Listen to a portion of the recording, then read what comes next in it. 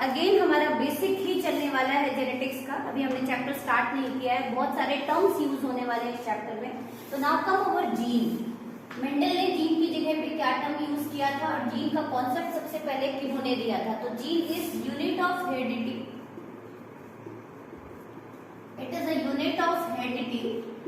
Direct question आता है, the term gene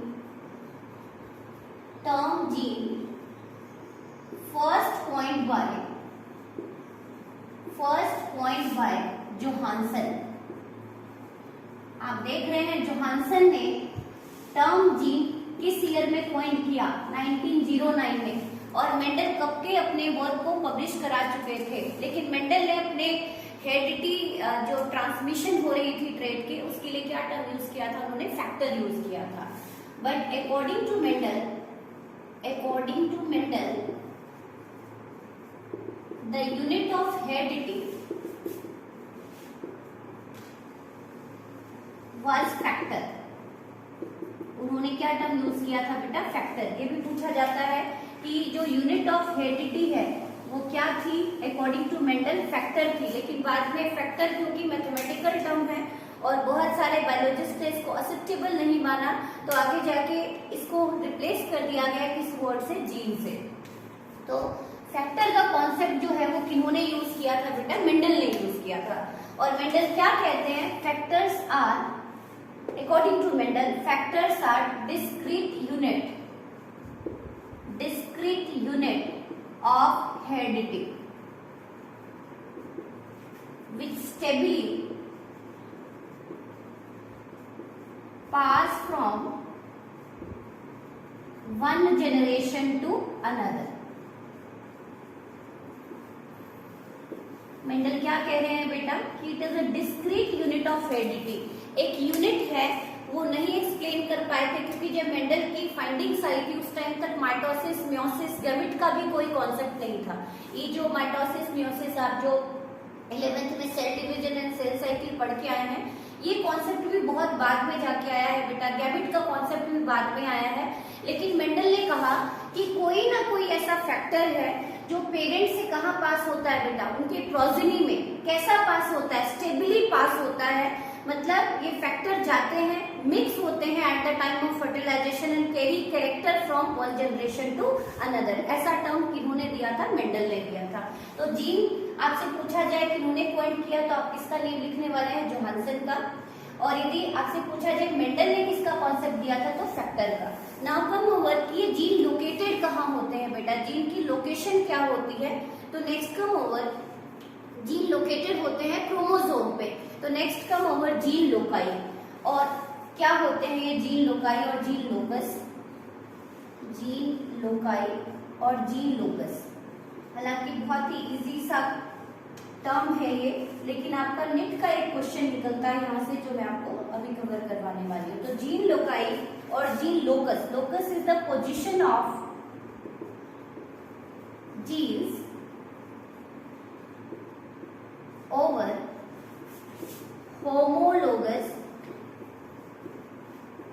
chromosome, जिसको आप होमोलॉग्स भी कहते हैं। होमोलोगस क्रोमोसोम किसको बोलते हैं बेटा? जैसे यदि मैं कहूँ कि क्रोमोसोम 23 पेयर्स है, half set come from mother and half set come from father. तो जो क्रोमोसोम 1 मदर से आया, क्रोमोसोम 1 फादर से आया, वो क्या कहलाएगा बेटा? होमोलोगस क्रोमोसोम कहलाएंगे और होमोलॉग्स कहलाएंगे। तो position of gene over homologous chromosome is said to be gene loci. तो थोड़ा सा देख लेते हैं कि कैसा होगा ये। तो आप एक बार फटाफट नोट करते जाएं कि सपोज दिस इज क्रोमोसोम,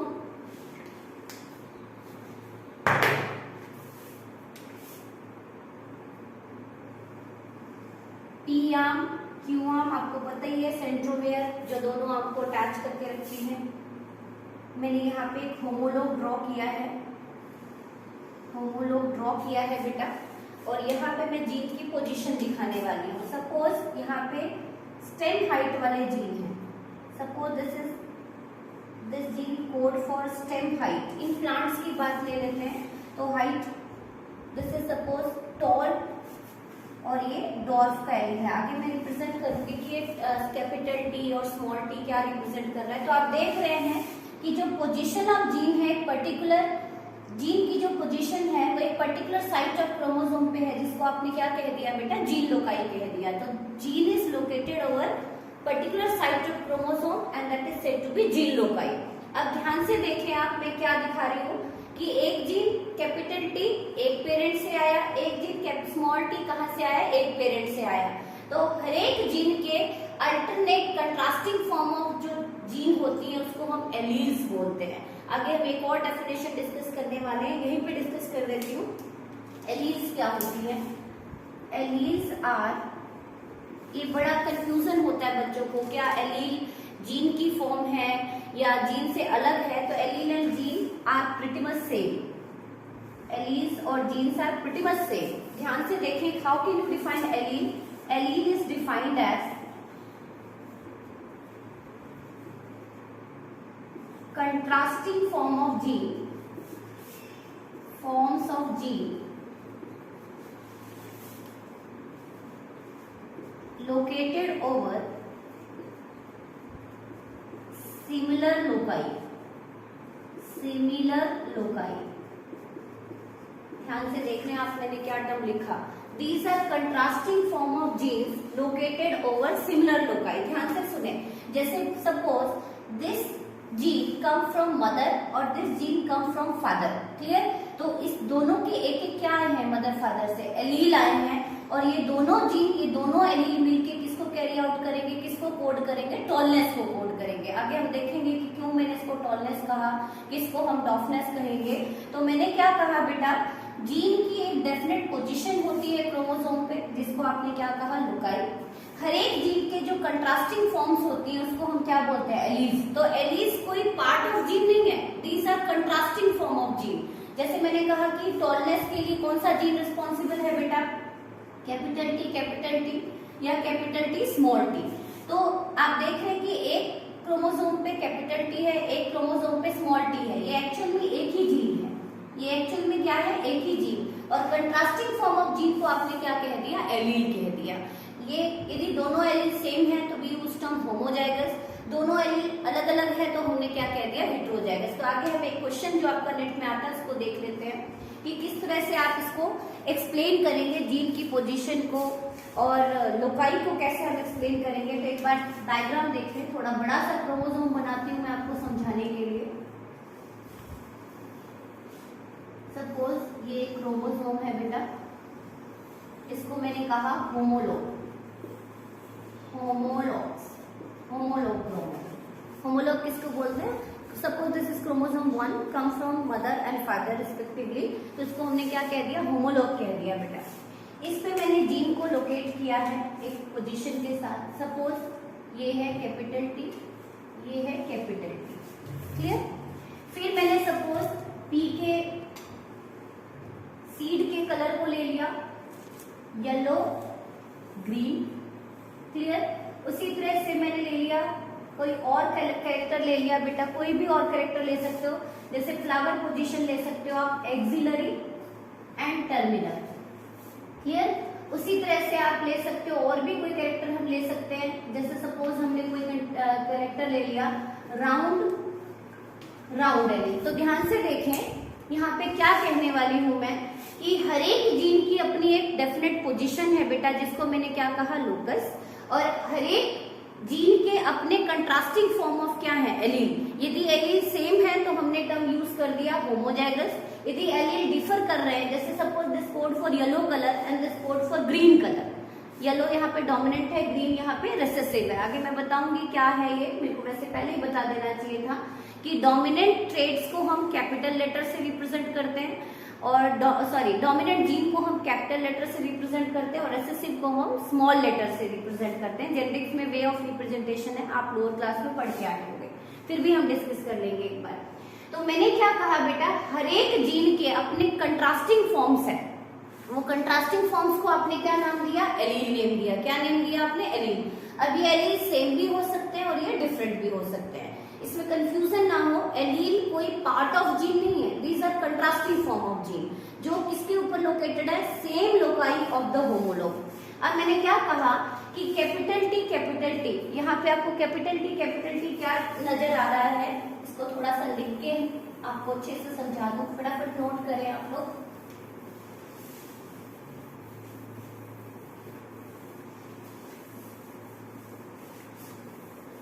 देखिए बेटा ध्यान से, मैंने कहा कि capital T are similar allele located over same locus of the homologue। क्लियर? उसी तरह से capital Y and small y are dissimilar allele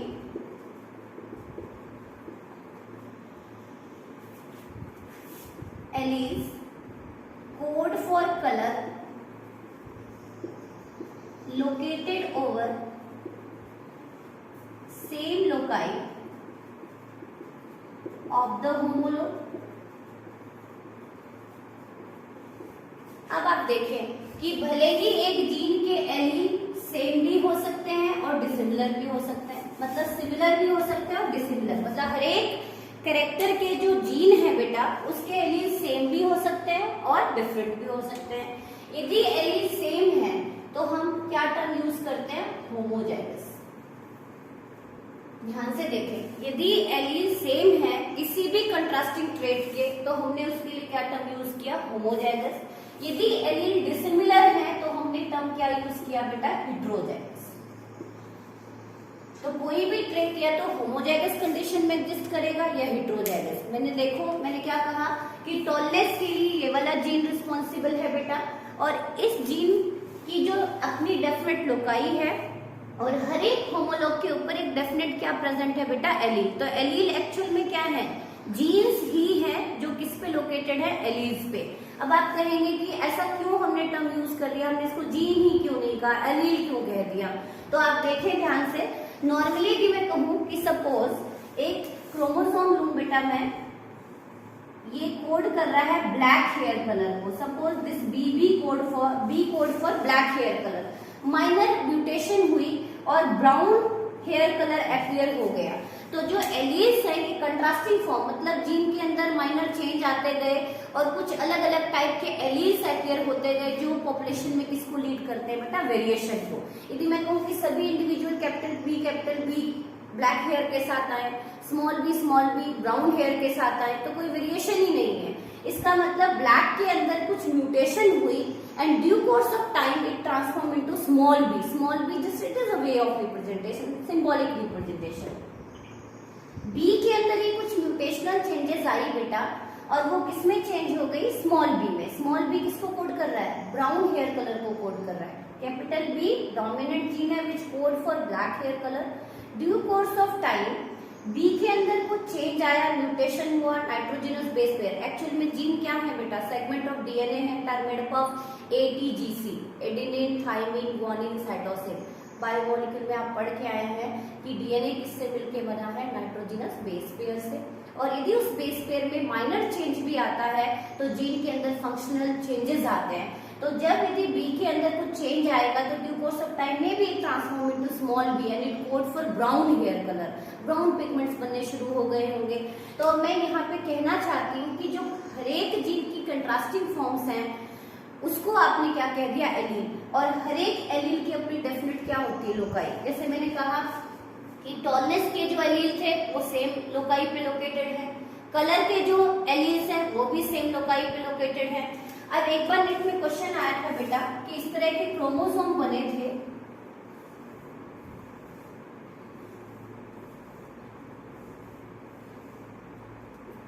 इस तरह के आपके होमोलॉग्स पेयर बनाए गए थे और आपसे क्वेश्चन पूछा गया था कि इसमें से कौन सा रॉन्ग होगा।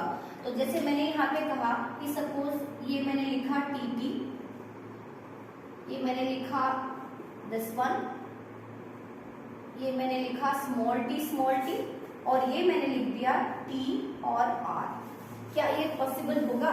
मैंने कहा this is first homologue, this is second homologue, this is third homologue and this is fourth homologue. ध्यान से देखिए बेटा मैं क्या कहना चाह रही हूँ। हर एक जीन की अपनी एलील्स हैं और सभी की अपनी डेफिनेट लोकाई है। मैंने कहा कि ये दोनों एलील किसको कोड कर रही है, टॉलनेस को, ये दोनों एलील किसको कोड कर रही है, टॉलनेस को, एंड स्मॉल टी किसको कोड कर रही है, डॉर्फनेस को। लेकिन क्या सेम लोकाई पे अलग अलग एलील हो सकते हैं? डेफिनेटली आंसर आएगा नो, क्योंकि मैंने क्या लिखा कि एलील सेम हो सकते हैं किसी भी जीन के, एलील अलग हो सकते हैं, लेकिन उनकी लोकाई ऑलवेज क्या होगी, सेम होगी।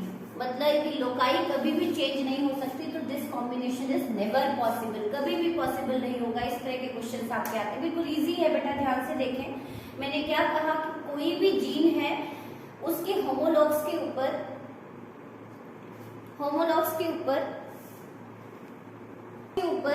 जो क्रोमोसोम है उसके ऊपर जीन लोकेटेड है अपनी डेफिनेट लोकाई के साथ, and contrasting form of gene को आपने क्या कह दिया बेटा, एलील कह दिया। तो इस तरह का क्वेश्चन आपका नेट में कई बार होता है। फिर से एक बार रिकैप कराती हूँ, लोकाई क्या होती है, पोजीशन ऑफ जीन होती है किसके ऊपर बेटा, क्रोमोसोम के ऊपर, और हर एक जो कंट्रास्टिंग फॉर्म ऑफ जीन होती है उसको आप क्या कहते हैं, एलील। एलील सेम भी हो सकती है जिसको आपने कहा होमोजाइगस स्टेट, एलील अलग भी हो सकती है जिसको आपने क्या कहा, हेटेरोजाइगस स्टेट। तो कोई जीन होमोजाइगस स्टेट में भी एग्जिस्ट कर सकती है, हेटेरोजाइगस स्टेट में भी एग्जिस्ट कर सकती है। होपफुली आपको एलील और लोकस का कॉन्सेप्ट क्लियर हो गया होगा। Now come over the another concept, बहुत सारे अदर टर्म्स भी आपकी जेनेटिक्स में यूज होने वाली हैं, लेकिन एक बार फिर से मैं आपको थोड़ा सा रिकैप कराऊंगी। किसको हमने डोमिनेंट जीन कहा और किसको हमने रिसेसिव जीन कहा, ध्यान से लिखते जाए। Now come over dominant gene. Dominant gene,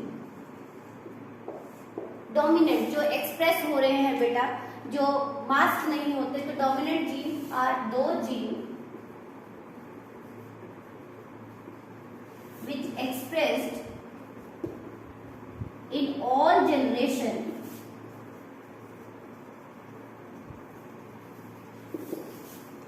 without skipping any generation।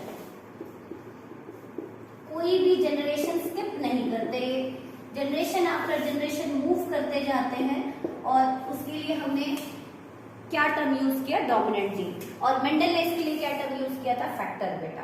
तो उन्होंने कहा कि डोमिनेंट जीन को हम अब बार बार जीन लिखना या बार बार कलर लिखना, it is not possible in case of cross, तो उन्होंने सिंबल यूज किए। तो डोमिनेंट जीन को रिप्रेजेंट किया था, रिप्रेजेंट विद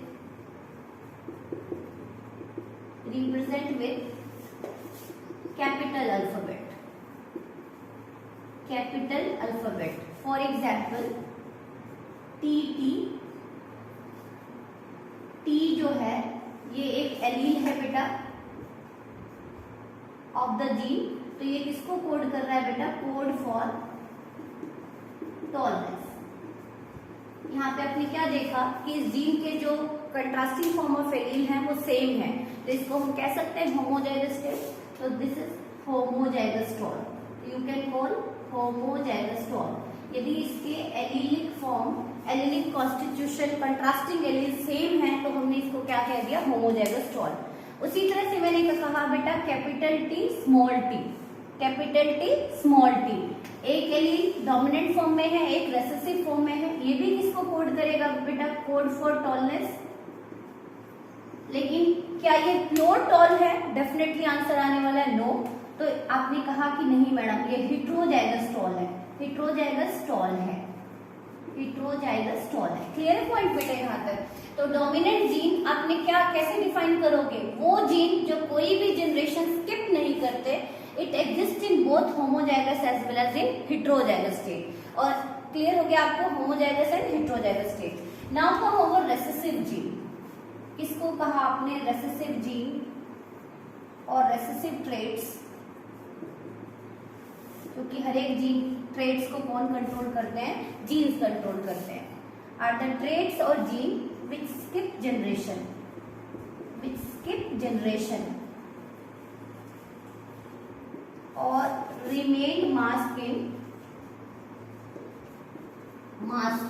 छुपे हुए रहते हैं in alternate generation. Generally skip करते हैं जनरेशन को, सभी जनरेशन में एक्सप्रेस नहीं होते। जैसे कई बार ग्रैंड पेरेंट के ट्रेट पेरेंट्स के नहीं अंदर नहीं आते, लेकिन ग्रैंड चिल्ड्रंस में मूव कर जाते हैं। मैंने क्या कहा बेटा, कई बार पेरेंट्स में ट्रेट्स नहीं देखे गए, डायरेक्टली ग्रैंड चिल्ड्रन में देखे गए, और वो ट्रेट कहाँ से उठ के आए हैं, उनके ग्रैंड पेरेंट्स से। इसका मतलब उन्होंने पेरेंटल जनरेशन को क्या कर दिया, स्किप कर दिया। तो इसका मतलब वो जीन किस स्टेट में थे, रेसेसिव स्टेट में थे।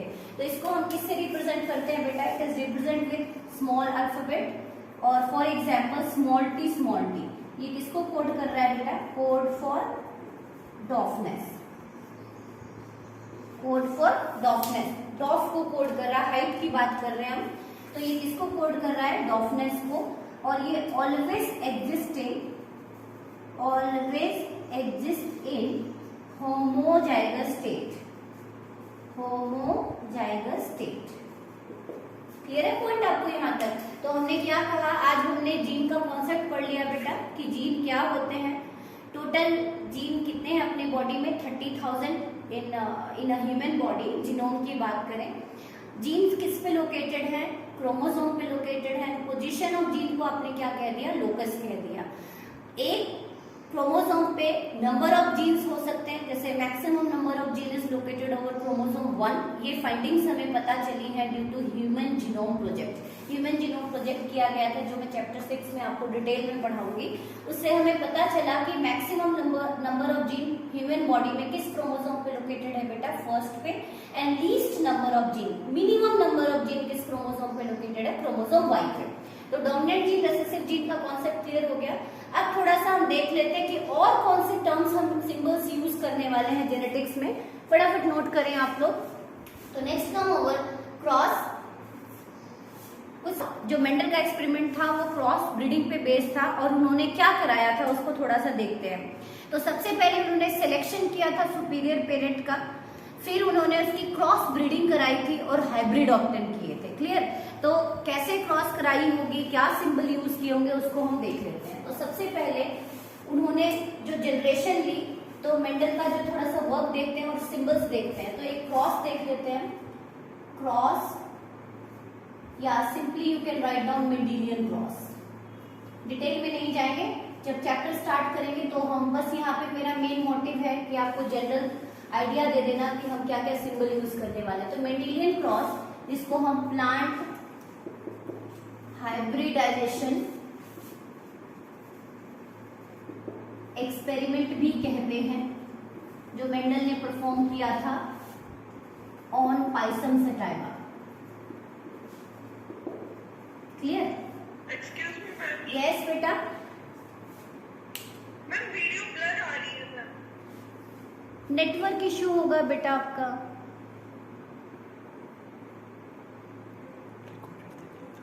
बेटा नेट का इशू हो सकता है थोड़ा बहुत, फिर रिकॉर्डेड देख सकते हैं और क्या कर सकते हैं इसमें। तो यस बेटा, तो मेंडेलियन क्रॉस देख लेते हैं। प्लांट हाइब्रिडाइजेशन एक्सपेरिमेंट जो है अपना, वो किसके ऊपर बेस है, थोड़ा सा टेक्निक देख लेते हैं इन्होंने क्या किया होगा। तो सबसे पहले सिलेक्शन ऑफ पेरेंट, कौन सी जनरेशन ली, पी जनरेशन। ये मैं आपको समझाना चाहूंगी कि पी जनरेशन क्या है। एक जो पेरेंट लिया बेटा मेल, उसके लिए हमने ट्रेट लिया टॉलनेस, टॉल प्लांट ले लिया, ये टॉल प्लांट ले लिया, इसकी हाइट अच्छी खासी थी। ठीक। और दूसरा जो प्लांट सिलेक्ट, हालांकि आपको बता दूं कि पी प्लांट बाइसेक्सुअल होता है, लेकिन जब हम मैस्कुलेशन कर लेते हैं तो एक प्लांट मेल की तरह बिहेव करता है और दूसरा किसकी तरह बिहेव करता है, बैगिंग। ये ऑलरेडी मैं एक्सप्लेन कर चुकी हूँ आउट ब्रीडिंग डिवाइसेस में कि बाइसेक्सुअल प्लांट को via subjecting to emasculation we can convert them into unisexual plant. Clear? तो यहाँ पे एक प्लांट हमने डॉर्फ ले लिया,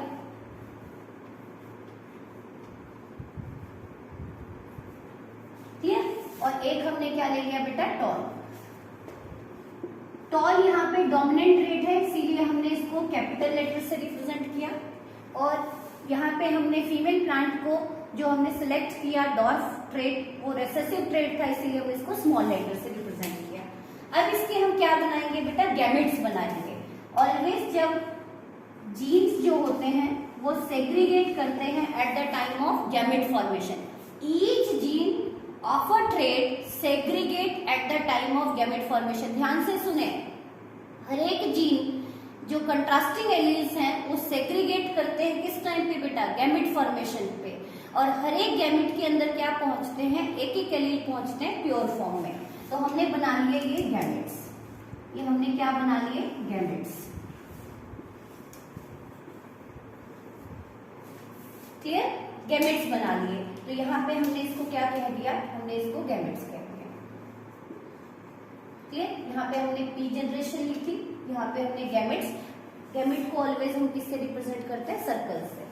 अब आप देखिए ध्यान से, जब हम इनकी क्रॉस कराएंगे, कैपिटल टी स्मॉल टी, अब आप कहेंगे मैडम पुनिट स्क्वायर क्यों नहीं डिजाइन किया, क्योंकि पुनिट जो साइंटिस्ट थे जिन्होंने चेकर बोर्ड का कॉन्सेप्ट दिया था बेटा, वो 1927 में आया था। और तब तक मेंडल ने जब एक्सपेरिमेंट किया था उस टाइम पे चेकर बोर्ड और पुनिट स्क्वायर का कोई कॉन्सेप्ट नहीं था। तो जो मेंडल की फाइंडिंग्स थी, ऑब्जर्वेशन थी, उन्होंने कोई चेकर बोर्ड यूज नहीं किया, क्योंकि चेकर बोर्ड का कॉन्सेप्ट पुनिट ने दिया है। और वो कॉन्सेप्ट उन्होंने कब दिया है, 1927 में, और मेंडल का वर्क बहुत पहले ही हो चुका था। क्रॉस कर लेते हैं, capital T small T, capital T small T and capital T small T. तो जब हम पेरेंटल जनरेशन की क्रॉसिंग कराते हैं तो हमारे पास कौन सी जनरेशन आती है बेटा, F1 जनरेशन। कौन सी जनरेशन आती है, F1, first filarial generation. Clear. और जब हम इस F1 की सेल्फिंग कराते हैं, ध्यान से देखें, हम इनकी क्या कराने वाले हैं, सेल्फिंग का मतलब होता है सेम ट्रेट वाले इंडिविजुअल की क्रॉसिंग करा दो। सेल्फिंग का मतलब ये भी हेटेरोजाइगस स्टॉल और हेटेरोजाइगस स्टॉल की आपस में क्या करा दो, मतलब फर्टिलाइजेशन करा दो ऐसे पेरेंट प्लांट की जिनकी ट्रेट्स क्या हो, सेम हो। तो देखें आप, इसी को मैं आगे कंटिन्यू करती हूँ। देखिए आप, capital T small T, capital T small T, ये कौन से इंडिविजुअल्स थे बेटा, ये F1 प्रोजेनी थे। F1 प्रोजेनी की अब हम क्या कराने वाले हैं, सेल्फिंग कराने वाले हैं। तो अगेन इसमें से क्या बनेंगे बेटा, capital T small T gametes बनेंगे, capital T small T gametes बनेंगे। क्लियर। और इसकी जब आप क्रॉसिंग कराएंगे तो आप देखें क्या आने वाला है, capital T small T, capital T small T and small T small T. ये कौन सी जनरेशन आने वाली है, F2 जनरेशन। मैं यहाँ पे कोई क्रॉस पे फोकस नहीं कर रही, मेरा मेन फोकस रहेगा बेटा तीन टर्म पे, P generation, F1 generation, F2 generation, F3 generation. क्या है ये F1, F2 और P जनरेशन। तो आप क्रॉस, बहुत सारे क्रॉस करेंगे आप इस चैप्टर में, तो क्रॉस के ऊपर ज्यादा फोकस ना करें। मेरा यहाँ पे मेन मोटिव है आपको इन सबके बारे में बताना। तो मेंडल ने F1 जनरेशन ऑब्टेन करने के लिए किसकी क्रॉसिंग कराई थी बेटा, पेरेंटल जनरेशन की। और F1 की जब सेल्फिंग कराई थी तो कौन सी जनरेशन आई थी, F2। तो how can you define F1 generation, F2 generation. तो डेफिनेशन पे आते हैं फटाफट। तो लिखें आप कि P generation, P stand for parental generation, it stand for parental generation. Next F1 generation, F1 generation, first filial generation. How can you define first filial generation? It is the generation obtained via crossing of parental generation. It is, आप कह सकते हैं F1 generation is the progeny obtained via crossing of F1 generation, sorry, crossing of P generation. जब हम P generation की crossing कराते हैं तो हमारे पास कौन सी जनरेशन आ जाती है बेटा, F1।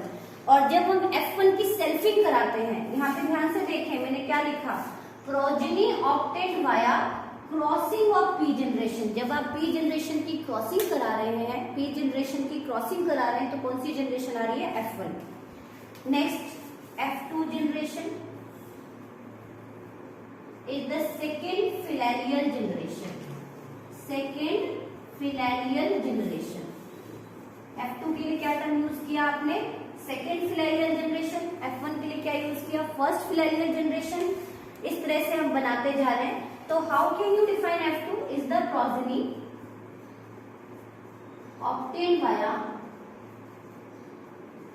Selfing of F1 generation. जब आप F1 जनरेशन की सेल्फिंग कराते हैं तो आपके पास कौन सी जनरेशन आ जाती है बेटा? F2 जनरेशन आ जाती है। इस तरह का क्वेश्चन हम कवर करेंगे। तो हमने पढ़ा कि कितने गैमेट्स बनेंगे। जैसे अभी आपने देखा कि आपने मोनोहाइब्रिड क्रॉस किया, सिंगल ट्रेड को लिया था, तो टोटल कितने गैमेट्स बने थे। तो एक फटाफट टेबल बना लें ताकि आपको हेल्प हो। उससे पहले मेरे को वैसे आपको फिनोटाइप जीनोटाइप भी बता देना चाहिए था।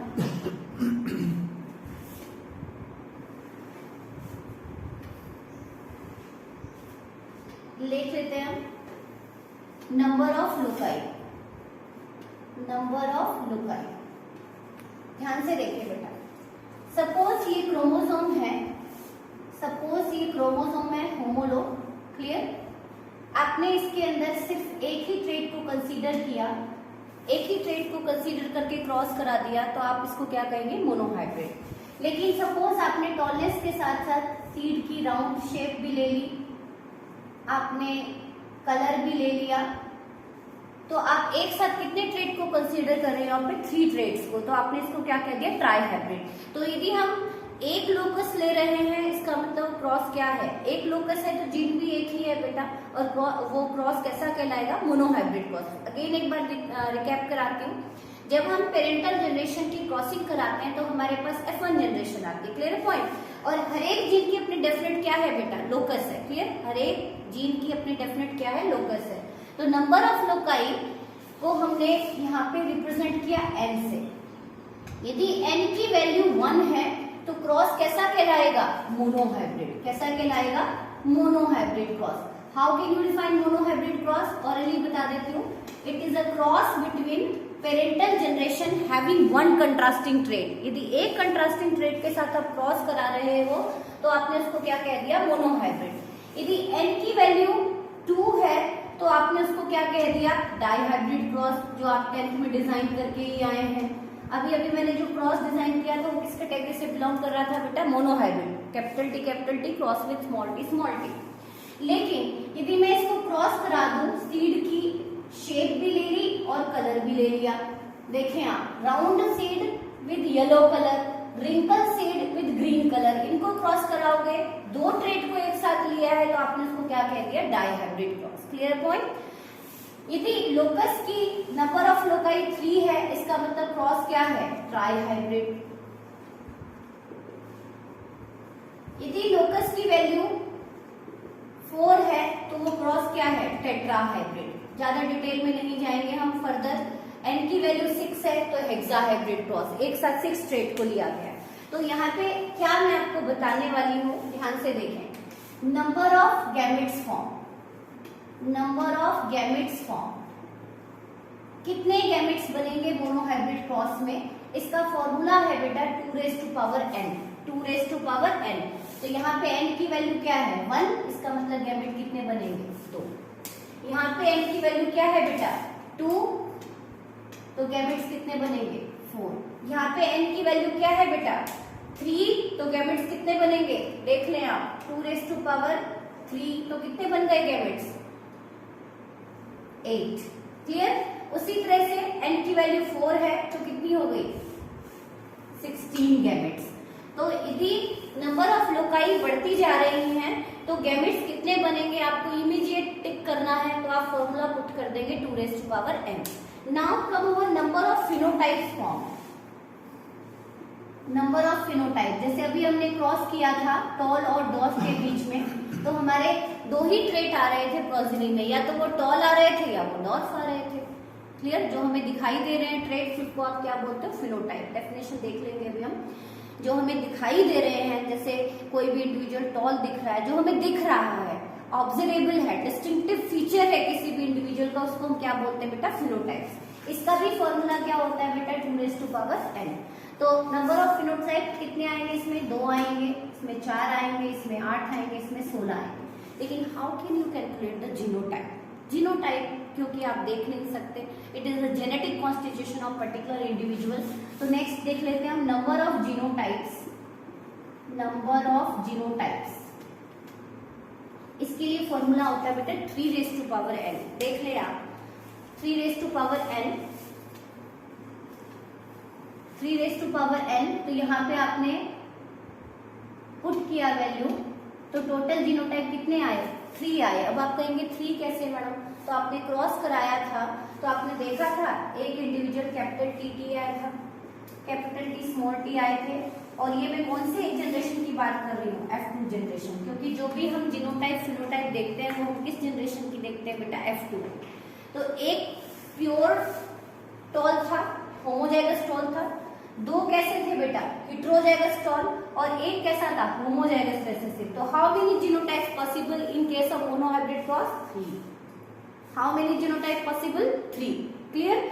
उसी तरह से आप एक बार डाइहाइब्रिड क्रॉस को रिकॉल कराओ, ये मैं आगे आपको क्रॉस डिजाइन करके बताऊंगी, तब आपको अच्छे से क्लियर हो जाएगा। तो यहाँ पे आप वैल्यू पुट करते जाना बेटा,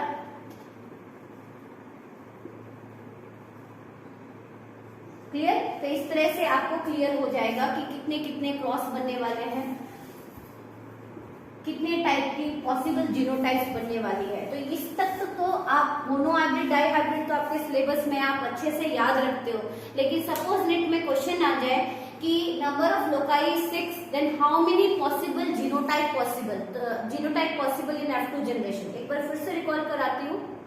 सपोज क्वेश्चन आ गया आपका, ऑप्शंस आ गए बहुत सारे। किस तरह का क्वेश्चन आ जाता है आपके नेट में कि if the number of loci, if the number of loci is 6, then how many possible genotypes found in F2 generation? तो अब आप वहां पे क्रॉस करने थोड़ी बैठेंगे बेटा, इतना तो टाइम ही नहीं होता। तो आप सीधा उसमें कौन सा वैल्यू पुट कर देंगे? 3⁻6। तो you can calculate the value कि कितनी जीनोटाइप पॉसिबल हो सकती हैं। तो एक बार फिर से मैं बता देती हूँ कि यदि क्रॉस मोनोहाइब्रिड डाइहाइब्रिड क्रॉस आपके सिलेबस में है बेटा, डिटेल में बहुत सारे क्रॉस करने वाले हैं इस चैप्टर में, बहुत ही इंटरेस्टिंग चैप्टर है। लेकिन यदि आपके नेट में कोई क्वेश्चन आ जाता है कि हेक्साहाइब्रिड क्रॉस है, बहुत सारे ट्रेट्स को कंसीडर कर रहे हैं, तो कितने गैमेट्स बनने वाले हैं, कितने फिनोटाइप्स बनने वाले हैं, कितने जीनोटाइप्स। एक बार फिर से बता देती हूँ, फिनोटाइप जीनोटाइप में क्या डिफरेंस है। फिनोटाइप जो भी फीचर्स हमें दिखाई दे रहे हैं किसी भी इंडिविजुअल के, उसको आपने क्या कह दिया? फिनोटाइप। जैसे hair colour, skin tone, height. लेकिन जो दिखाई नहीं दे रहा, जैसे मैंने कहा कि एक इंडिविजुअल है बेटा, ये भी टॉल को कोड कर रहा है, ये भी टॉल को कोड कर रहा है, लेकिन क्या ये दोनों सेम है? नो। ये होमोजाइगस टॉल है, ये हेटेरोजाइगस टॉल है। तो आप क्या देख रहे हो? अलग अलग जीनोटाइप की। एक बार क्वेश्चन आया था, is it possible different genotype में show similar type of phenotype? Question सुन ले आप ध्यान से। अलग अलग जीनोटाइप वाले इंडिविजुअल क्या सेम फिनोटाइप शो कर सकते हैं? How can you justify this statement? तो यस, डेफिनेटली यस, क्योंकि चाहे वो होमोजाइगस टॉल हो, चाहे वो हेटेरोजाइगस टॉल हो, हेटेरोजाइगस स्टेट में हो, दोनों ही किसको कोड कर रहे हैं? टॉलनेस को। लेकिन दोनों की जीनोटाइप क्या है? अलग अलग। लेकिन यदि genotype capital T small T और ये 3 पॉसिबल कॉम्बिनेशन हो सकती है, या तो होमोजाइगस, तो यहाँ पे आप देख रहे हैं कि क्या अलग अलग सेम फिनोटाइप की जीनोटाइप सेम होगी ऑलवेज? नो। जैसे आपने देखा कि जीनोटाइप दोनों की अलग है, लेकिन फिनोटाइप दोनों की क्या हो सकती है? सेम हो सकती है। तो मैं एक बार फिर से बता देती हूँ कि फिनोटाइप जो भी आपको दिखाई देता है, ऑब्जर्वेबल डिस्टिंक्टिव फीचर किसी भी इंडिविजुअल का, उसको आपने क्या कह दिया बेटा? फिनोटाइप। और जो जेनेटिक कॉन्स्टिट्यूशन है किसी भी इंडिविजुअल का, तो उसको हमने क्या कह दिया? जीनोटाइप। जैसे मैंने कहा कि 2 इंडिविजुअल हैं, दोनों की हाइट 6 फीट है, लेकिन जो उनके प्रोजेनी है, suppose A individual having height 6 feet, B individual having height 6 feet, लेकिन ए इंडिविजुअल के सारे बच्चे टॉल हैं, लेकिन बी इंडिविजुअल के कुछ बच्चे टॉल हैं, कुछ लो हाइट के हैं, डॉर्फ है वो। तो ऐसा क्यों हुआ? इसका मतलब ए इंडिविजुअल प्योर कंडीशन में था और बी इंडिविजुअल हेटेरोजाइगस स्टेट में था। हेटेरोजाइगस प्योर का मतलब यहाँ पे क्या है बेटा? दोनों एलीलिक फॉर्म सेम। हेटेरोजाइगस का मतलब एक एलील डोमिनेंट और एक रेसेसिव। क्लियर है पॉइंट आपको? ये मैं आगे आपको टेस्ट कोर्स में एक्सप्लेन कराऊंगी। तो आज का सेगमेंट में हमने कुछ बेसिक कॉन्सेप्ट कर लिए। सबसे इंपॉर्टेंट हमने पढ़ा जीन लोकाई के बारे में, होमोजाइगस हेटेरोजाइगस स्टेट के बारे में, और इसके ऊपर डायरेक्ट क्वेश्चन आते हैं बेटा। रेस्ट पेंडिंग जितने भी आपके डेफिनेशंस हैं, टर्म्स हैं, वो हम कल के सेगमेंट